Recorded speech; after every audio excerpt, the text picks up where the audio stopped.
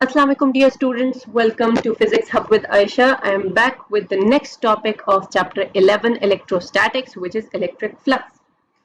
अच्छा, electric flux समेत different topics ऐसे होते हैं जिसको स्टूडेंट्स अपने लिए बहुत ही मुश्किल बना के पेश कर देते हैं, जिसकी वजह से वो कॉन्सेप्ट जो मेन कॉन्सेप्ट रिक्वायर्ड होते हैं उस टॉपिक के लिए वो क्लियर नहीं कर पाते। तो हम इलेक्ट्रिक फ्लक्स के कॉन्सेप्ट्स को समझने की कोशिश करेंगे, जितने भी इसके लिए रिक्वायर्ड है वो क्लियर हो जाए। तो this is a very simple topic. अच्छा, let's properly start with electric flux. चले हम बाकायदा इलेक्ट्रिक फ्लक्स स्टार्ट करते हैं। इलेक्ट्रिक फ्लक्स को समझने के लिए प्रॉपरली हम सबसे पहले एक इलेक्ट्रिक फील्ड कंसिडर करेंगे जो कि यूनिफॉर्म हो इन नेचर, ठीक है। और यूनिफॉर्म इलेक्ट्रिक फील्ड हमें कैसे मिलता है? हमने पिछले टॉपिक में ये ऑलरेडी पढ़ा हुआ है कि अगर हम दो ऑपोजिटली चार्ज पैरेलल प्लेट्स ले लेते हैं तो उनके बीच में हमें एक यूनिफॉर्म इलेक्ट्रिक फील्ड मिल जाएगा, ठीक है। Suppose we have oppositely charged parallel plates. एक हमारे पास पॉजिटिवली चार्ज प्लेट है, दूसरा हमारे पास नेगेटिवली चार्ज प्लेट है। तो अगर हमारे पास पॉजिटिव और नेगेटिवली चार्ज प्लेट्स मौजूद हैं तो अब इसका मतलब है कि ये हमें बाकायदा एक यूनिफॉर्म इलेक्ट्रिक फील्ड देंगी जिसकी डायरेक्शन कहाँ होगी? From positive towards negative. ये सपोज कि हमारे पास नेगेटिव प्लेट है, ठीक है। तो अब जो लाइंस ऑफ फोर्सेस हमें मिलेंगी इस फील्ड के लिए, that will be directed from positive towards negative, positive से नेगेटिव की तरफ। This will be the direction, ठीक है। Similarly all the lines will be exactly in the same direction from positive to negative. अब हम ये देखना चाहते हैं कि इस यूनिफॉर्म फील्ड में अगर हम एक फ्लैट यूनिट एरिया रखें, ठीक है। फ्लैट का मतलब क्या है कि वो कर्व्ड नहीं है, दैट इज फ्लैट एरिया। तो उसमें से कितने लाइंस ऑफ फोर्सेस जो है वो गुजरेंगे, हम बेसिकली ये देखना चाहते हैं कि कितने लाइंस ऑफ फोर्सेस उसमें से गुजरेंगे। ये थोड़ा सा जो है वो टिल्ट हो गया, बट आप इसको सेम डायरेक्शन में ही कंसिडर कीजिए। अच्छा, अब एरिया जो है, अगर हम एरिया कंसिडर कर रहे हैं तो पहले हम एरिया के बारे में थोड़ा सा तो जान लें कि एरिया होता क्या है। अगर सपोज आपके पास एक पेज है, ठीक है, ये आपके पास एक पेज है, इसका विड्थ ए है, लेंथ इसका एल है, आप इसका एरिया निकालना चाहते हैं। अब आप देखें कितने डायमेंशंस हैं इसमें, 2 डायमेंशंस हैं। तो ये आपको बेसिकली क्या दे रहा है? ये आपको सरफेस दे रहा है, सरफेस। और 2 डायमेंशंस पर मुश्तमिल जो सिस्टम होता है, जो सरफेस होता है, that is called a plane, ठीक है। तो इसका मतलब है कि this is a plane which is a surface basically, ठीक है। और जब आप इस सरफेस के इन 2 लेंथ्स को आपस में मल्टीप्लाई करती हैं तो आपको क्या मिलता है? एरिया, जिसको या तो हम सरफेस एरिया कह सकते हैं, जिसको हम प्लेन एरिया भी कह सकते हैं, ठीक है। और अगर आप इसका नेचर देखें तो इट इज अ स्केलर। आप कभी भी ये नहीं कहेंगी कि मेरे पेज का एरिया इतना है इन अपवर्ड डायरेक्शन और इन डाउनवर्ड डायरेक्शन और टुवर्ड्स लेफ्ट और टुवर्ड्स राइट। तो इसका मतलब है कि एरिया जो हम कंसिडर करते आ रहे हैं वो डायरेक्शन ओरिएंटेड नहीं है, ठीक है। वो एक स्केलर क्वांटिटी है। तो सपोज के हमने यही स्केलर क्वांटिटी का जो एरिया है सरफेस की सूरत में, विच इज अ फ्लैट सरफेस, हमने उसको यहां पर इंसर्ट कर दिया, ठीक है। आप अपने कॉपी के पेज को ही कंसिडर करें। सपोज के हमने इस इलेक्ट्रिक फील्ड में उसको इंसर्ट कर दिया। अब हम ये देखना चाहते हैं कि इस एरिया में से कितनी लाइंस ऑफ फोर्सेस गुजर रही हैं। Let's count the lines of forces which are passing through this area. 1 2 3 4 5। इस सूरत में जो मैंने ड्राइंग बनाई है इसमें 5 लाइंस ऑफ फोर्सेस गुजर रही हैं। यही जो तादाद है लाइंस ऑफ फोर्सेस की, इसको कहा जाता है इलेक्ट्रिक फ्लक्स, जिसको हम फाई ई से रिप्रेजेंट करेंगे, ठीक है। यानी इस सूरत में आपको इलेक्ट्रिक फ्लक्स कितना गिवन है? 5 गिवन है। और 5 एक स्केलर क्वांटिटी है। तादाद क्या होता है? स्केलर क्वांटिटी है। जरा हम ये नहीं कहेंगे कि 5 number of lines of forces in that direction. We are concerned only with the quantity of lines of forces. That's it. तो आपको ये मिला स्केलर में, ठीक है। अच्छा, अगर ये स्केलर है तो इसका मतलब है इलेक्ट्रिक फ्लक्स आपको स्केलर चाहिए। लेकिन अब मसला ये है कि ना तो हमारे पास electric field lines physical form में मौजूद है और ना ही हम उनको काउंट कर सकते हैं। अगर हम इनको काउंट नहीं कर सकते तो फिर हमारे लिए ये रिप्रेजेंटेशन ज्यादा इफेक्टिव नहीं है। तो हमें क्या चाहिए? हमें तो चाहिए कोई मैथमेटिकल रिप्रेजेंटेशन जिसके तहत हम बहुत ही आसानी से उस सरफेस एरिया में से निकाल सके लाइंस ऑफ फोर्सेस, ठीक है, किसी भी चार्ज की वजह से, जो यहां पर हमने ऑपोजिटली चार्ज पैरेलल प्लेट्स की सूरत में ली है। अच्छा, अब सपोज के we have the electric field intensity represented by E। जहन में रहे कि we have a uniform electric field। जो electric field है उसका नेचर क्या है? यूनिफॉर्म है। जो एरिया आप रख रहे हैं, सपोज कि इसका A एरिया है, दैट इज ऑल्सो सेम। लेकिन मैथमेटिकली जब हम इसको रिप्रेजेंट करेंगे तो हमें चाहिए dot product of two physical quantities. कौन कौन सी physical quantities? Electric field intensity and area. लेकिन हम जानते हैं कि डॉट प्रोडक्ट में तो दोनों फिजिकल क्वांटिटीज हमें चाहिए वेक्टर फॉर्म में। Both should be vector quantities. तो अगर दोनों वेक्टर्स में चाहिए तो ये तो अंडरस्टूड है कि electric field intensity is a vector quantity. But what about area? अभी थोड़ी देर पहले तो हमने कहा कि एरिया स्केलर क्वांटिटी है। अब जब हम मैथमेटिकल एक्सप्रेशन यूज कर रहे हैं तो मैथमेटिकल एक्सप्रेशन में हम कह रहे हैं कि हम स्केलर नहीं बल्कि वेक्टर एरिया यूज करेंगे। So in order to differentiate vector area from scalar area, let's consider कि हमारे पास वही पेज है जो थोड़ी देर पहले हमारे पास था। सपोज के वी हैव अ पेज, ठीक है, जिसका कोई स्पेसिफिक एरिया है विच इज ए, लेकिन हमें चाहिए इसका वेक्टर फॉर्म। तो आप जरा रिकॉल करें कि हम किसी भी मैग्नीट्यूड को, this is just the magnitude, it doesn't have any direction, हम किसी भी मैग्नीट्यूड को वेक्टर कैसे बनाते हैं? उसको यूनिट वेक्टर से मल्टीप्लाई करते हैं तो वो बन जाता है वेक्टर। तो यहां पर वो यूनिट वेक्टर किस ओरिएंटेशन में होगा? This is the most important thing. तो ये यूनिट वेक्टर हमेशा इस सरफेस एरिया पर परपेंडिकुलर होगा। अगर ये आपका वेक्टर एरिया है, सॉरी ये आपका स्केलर एरिया है, तो ये आपका वेक्टर एरिया होगा। और जब आप इस मैग्नीट्यूड को इस यूनिट वेक्टर से मल्टीप्लाई करेंगी तो वेक्टर एरिया की डायरेक्शन आपको इसी यूनिट वेक्टर के डायरेक्शन में मिल जाएगी।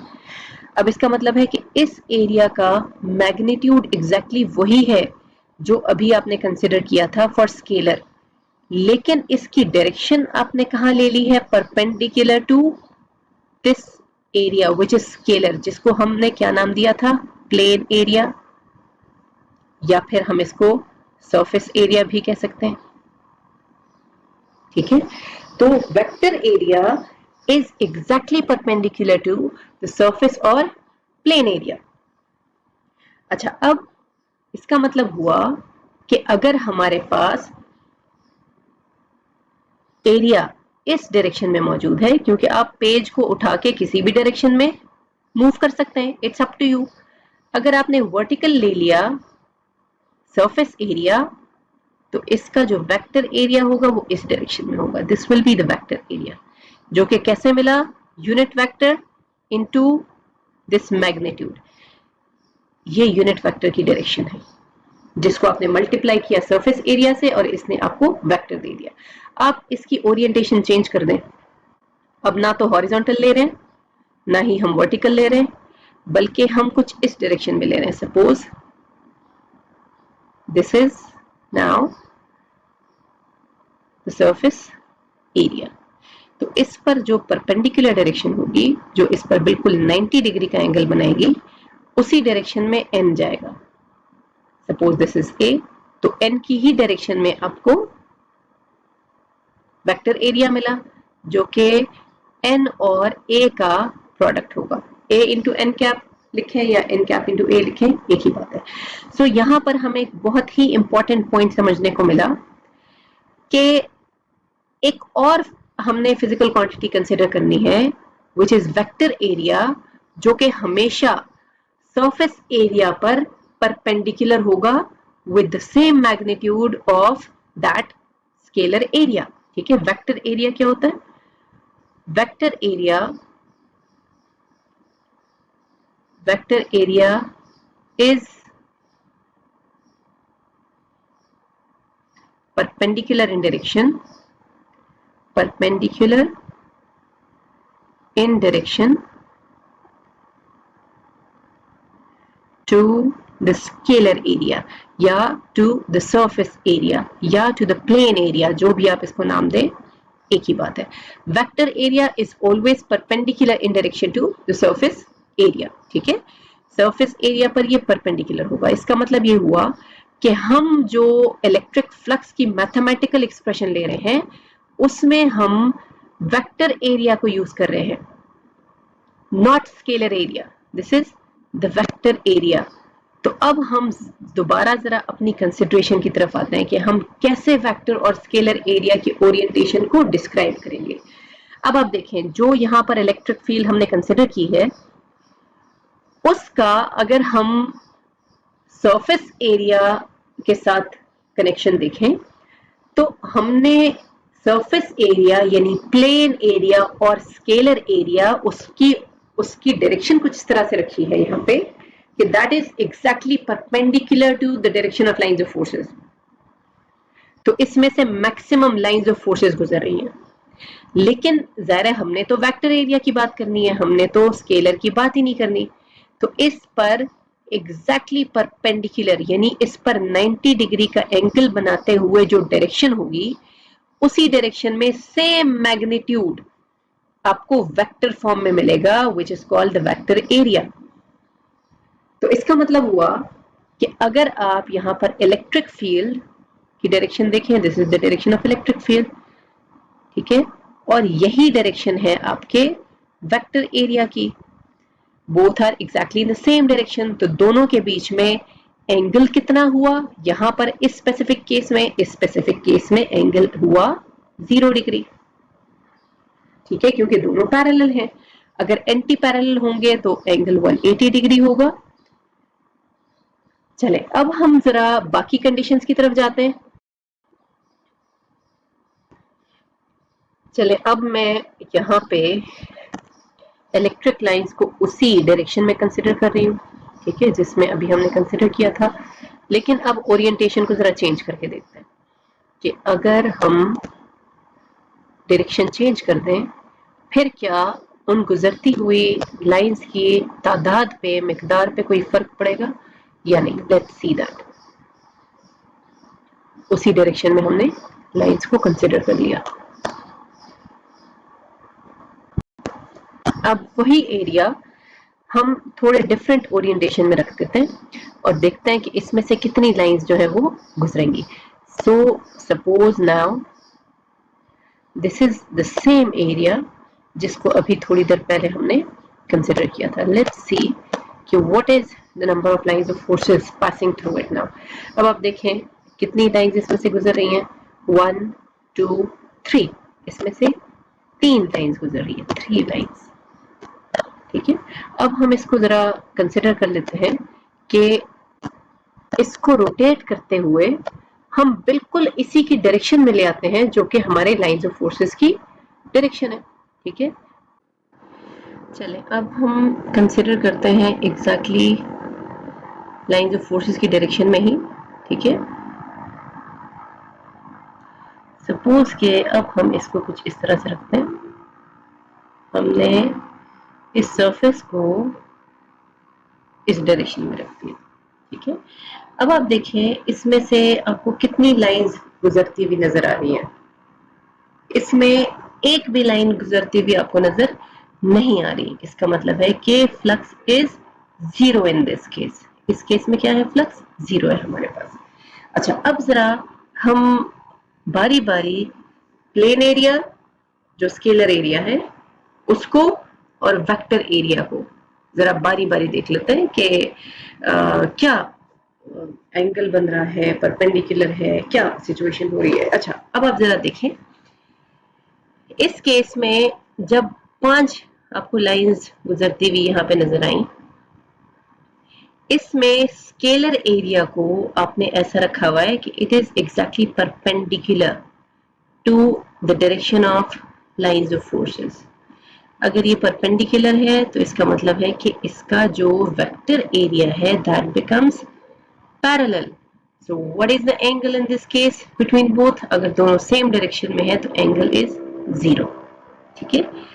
अच्छा, अब इस केस में जो अभी यहां पर मैंने रिप्रेजेंट किया है, इसका सपोज अगर एरिया ए है जो कि उतना ही है जो हमने कंसिडर किया है इससे पहले, तो इसका वेक्टर एरिया इस पर बिल्कुल परपेंडिकुलर होगा, बिल्कुल परपेंडिकुलर इस पर इसका वेक्टर एरिया आ गया। ठीक है।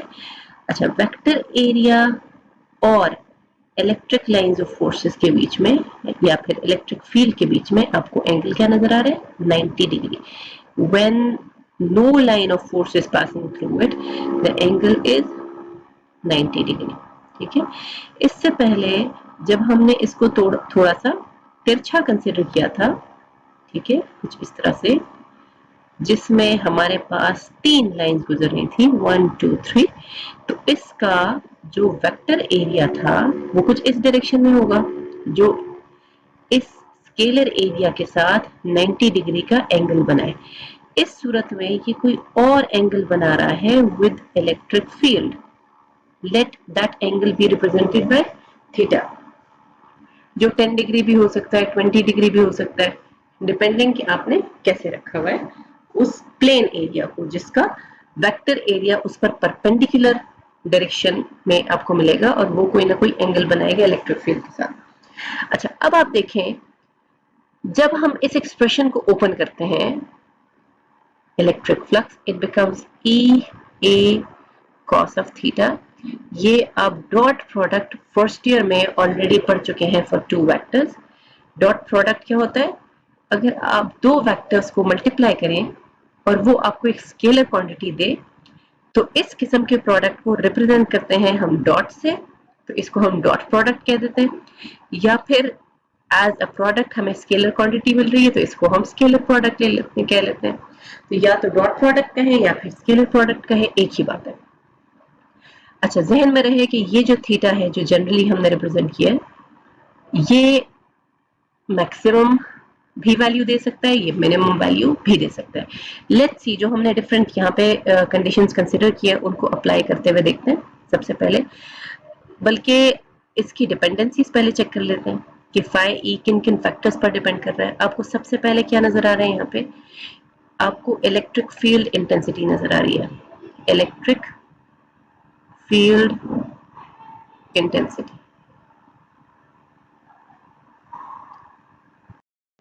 अगर आप इस एक्सप्रेशन में ए का और जायजा लें तो ए आपको स्केलर क्वांटिटी मिल रही है जो कि है magnitude of vector area A. तो मैग्नीट्यूड बेसिकली आपको क्या दे रहा है, surface area. This is the surface area, क्योंकि जाहिर है वेक्टर एरिया का मैग्नीट्यूड भी उतना ही होगा जितना कि आपके स्केलर एरिया का है। And the third thing is the orientation of vector area with respect to the field lines. ठीक है, ये है आपकी ओरिएंटेशन। ओरिएंटेशन आप किसके लिहाज से लेंगे? ओरिएंटेशन आप ले रहे हैं इलेक्ट्रिक फील्ड इंटेंसिटी और वेक्टर एरिया के बीच में। ठीक है, ये आपका एंगल है जो कि वेक्टर एरिया ए और इलेक्ट्रिक फील्ड लाइंस के बीच में। ठीक है, यहां पे एंगल कितना है, 0 डिग्री। किस एंगल की बात की जा रही है? इलेक्ट्रिक फील्ड और वेक्टर एरिया। ठीक है, scalar area is making an angle of 90 degree. It is placed perpendicular to the direction of lines of forces, but its vector area is parallel to lines of forces, so angle is 0.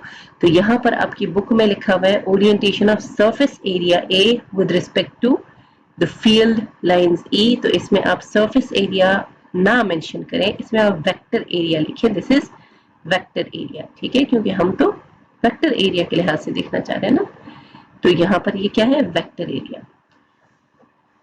चले आगे अब बढ़ते हैं, इसमें हम values देखते हैं कि हमें अगर कोई एंगल मिला है उसके लिहाज से तो हमने देख लिए फ्लक्स एट एनी एंगल, ये हमने एंगल कंसिडर किया। अब हम जरा देखते हैं मैक्सिमम फ्लक्स हमें कब मिलेगा। Maximum flux, we will have maximum flux जब आपका surface area perpendicular हो to the electric lines of forces, जो कि आपको यहाँ पे नजर आ रहा है, तो इसमें से मैक्सिमम लाइंस ऑफ फोर्सेस गुजरेंगी। लेकिन अगर हम इसको वेक्टर्स के लिहाज से रिप्रेजेंट करना चाहें तो वेक्टर्स के लिहाज से एंगल फिर हमें 0 डिग्री लेना होगा, क्योंकि we are not taking angle between scalar area and electric lines of forces, but we are taking the angle between electric field and vector area। तो यहाँ पर एंगल आपको क्या नजर आ रहा है, if angle theta equals 0, उस सूरत में फाई ई किसके बराबर हो जाएगा, E into A into cos 0, we know that cos 0 equals 1, इस सूरत में फाई ई बराबर हो जाएगा E into A के, which is maximum flux। क्योंकि अगर आप cos 0 के अलावा कोई और एंगल रख के वैल्यू निकालते हैं तो ये आपको 1 से कम वैल्यू देगा, जो कि E into A के साथ मल्टीप्लाई होके इसको डिक्रीज कर देगा। cos 0 ही एक ऐसी वैल्यू है जिस पर आपको मैक्सिमम 1 मिलता है, जो कि E और A के साथ मल्टीप्लाई होके आपको मैक्सिमम रिजल्ट देगा। चलें अब आते हैं हम आगे जरा मिनिमम वैल्यू की तरफ। चलें अब हम जरा बात कर लेते हैं जीरो फ्लक्स की, यानी minimum possible flux, zero flux.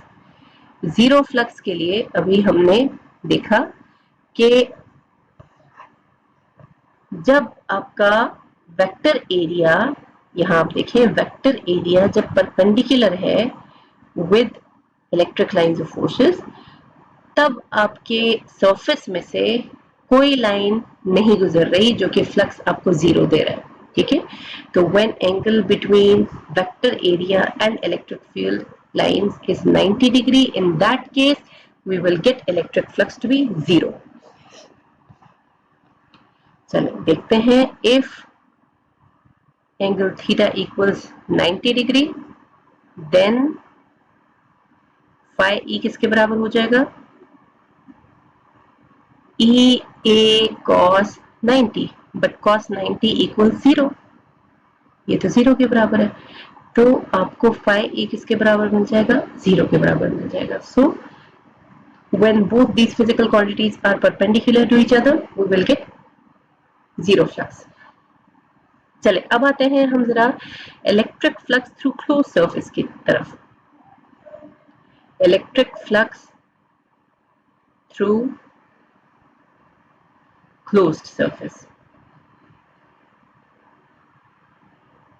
अच्छा अब आप देखें, हमने जब टॉपिक स्टार्ट किया तो हमने यहाँ पे दो कंसिडरेशंस की। सबसे पहले हमने एक लिया था फ्लैट सरफेस, ठीक है, फ्लैट सरफेस लिया था। इसके अलावा हमने यूनिफॉर्म इलेक्ट्रिक फील्ड ली थी, यूनिफॉर्म इलेक्ट्रिक फील्ड। अगर फ्लैट सरफेस हो और इलेक्ट्रिक फील्ड आपकी यूनिफॉर्म हो, उस सूरत में ये जो एक्सप्रेशन आपने ली थी E और A के डॉट प्रोडक्ट के तौर पे, तब ही ये वैलिड है। अगर आपका फ्लैट सरफेस नहीं है बल्कि एक कर्व्ड सरफेस है, ठीक है, और फील्ड भी यूनिफॉर्म नहीं है, तो इस सूरत में आप डायरेक्टली उस कर्व्ड सरफेस पे ये एक्सप्रेशन पुट नहीं कर सकते। तो इसको वैलिड बनाने के लिए हम क्या करते हैं, हम उस सरफेस को छोटे छोटे पैचेस में डिवाइड कर लेते हैं। ठीक है, सपोज के ये हमारे पास एक कर्व्ड सरफेस है। ठीक है, ये कर्व्ड सरफेस है। इस सरफेस को हम छोटे छोटे पैचेस में डिवाइड कर लेंगे कुछ इस तरह से कि इसका जो एरिया है वो तकरीबन फ्लैट हो जाए।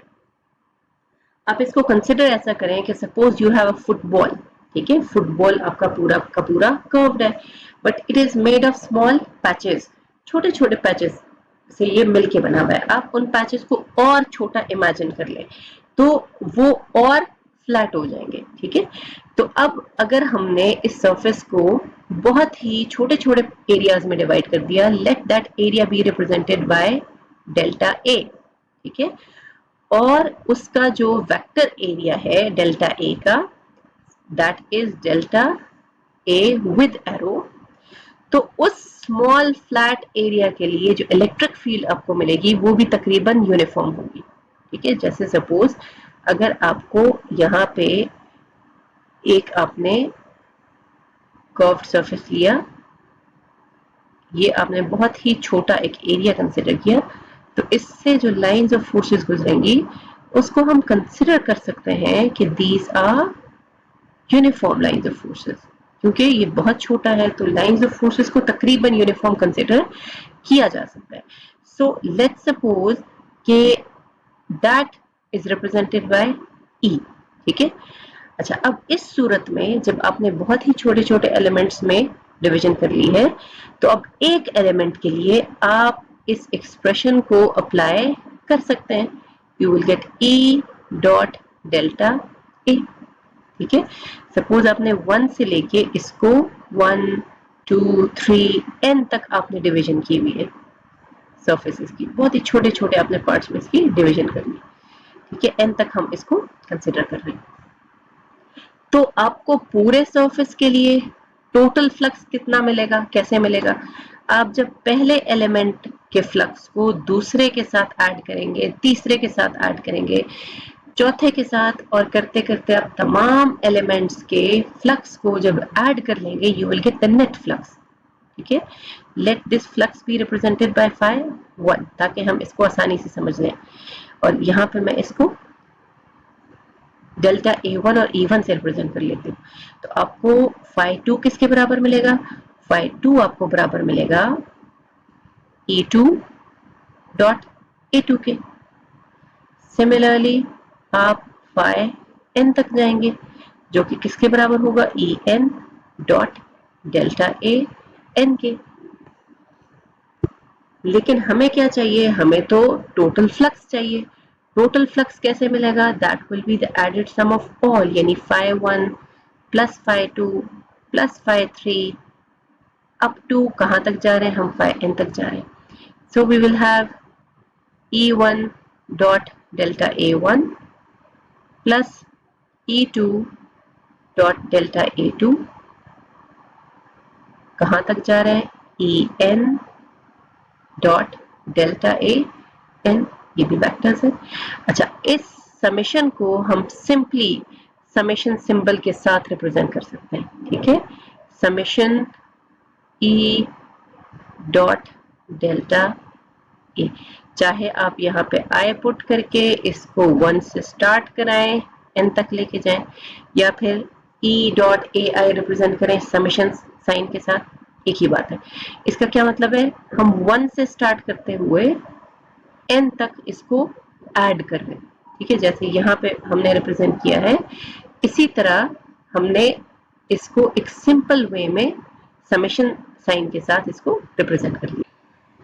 चले, ये था आज का हमारा टॉपिक। मिलते हैं हम नेक्स्ट वीडियो में, तब तक आप चैनल को सब्सक्राइब करना ना भूलें, वीडियोस को लाइक जरूर करें। चलें, अल्लाह हाफिज।